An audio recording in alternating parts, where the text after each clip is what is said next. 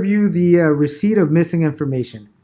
We use this document every single time that customers drop off any registrations, any proof of residency, copies of the IDs, or also if we're missing any documents, if we're missing signatures, initials, we're going to use the receipt of missing information, which is this document, as a cover sheet. So we're going to fill out the information: client's name, Arnoldo Mejia, Hawksoft ID. You're gonna write your initials. So these are the initials of the agent that collected the information. You're also gonna write the information that you're collecting or the documents that you're collecting, registration for the 2003 Honda, and also collected a new 101. And then you're gonna have the customer sign Arnoldo Mejia and the date. Now, if the customer is not the one in the office and maybe a third party or maybe a second or a third driver, then have them sign the middle part. So if a person dropping off the information is not the primary insured, please have him, her complete below. So have the person that's dropping the information sign it, and also the relationship and the date. Now, once again, this document is technically a cover page or a receipt of missing information, and it gives you a description of all the information that you will be collecting. So it could be proof of residency, and it gives you a list, or it gives you a list of all the different type of documents that are acceptable for proof of residency, such as a license, certificate, utility bill, light, power, water, bank information, and so on. Now, the key is to confirm that the bill that they're actually dropping off is a current bill. So definitely within the last 60 days. So within the last 2 to 3 months. Now, within the last 2 months. Now, if the bill is from 2018, from 12 months ago, the insurance company is not going to accept it. They're going to reject the document. So make sure to review everything. Don't just collect the documents, review everything.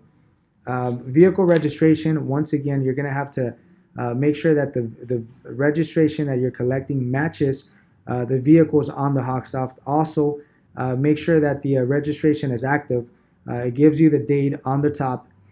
If it's expired, advise the customer that technically they still need to provide us with a new one. So even if you collected, type notes on the system that you advise the customer that the registration that they dropped off is still expired.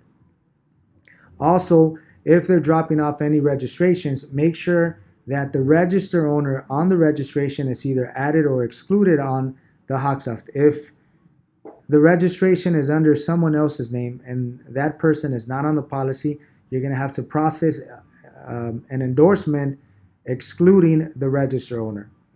Driver's license or matriculas. If they drop off any IDs, any matriculas, first of all, make sure that the driver is actually listed on the Hawksoft, that the driver is a rated driver, and also confirm the information. Make sure that the information that we have on the Hawksoft and the website matches. Confirm the spelling, the date of birth, the gender, the relationship to the insured. And most likely, this type of information, you're going to have to upload it or email it to the company. Matter of fact, proof of residency, vehicle registration, IDs, and also bank information. If it's necessary, upload it or email it to the company. Now, for bank information, if they're dropping off any bank statements or a copy of their debit card, make sure that the information is already added on the Hawksoft. So are they updating the EFT information? Are they setting up the EFT from, are they going to register their payments to be deducted from their checking account, or are they just providing proof of the bank information? So you have to double check.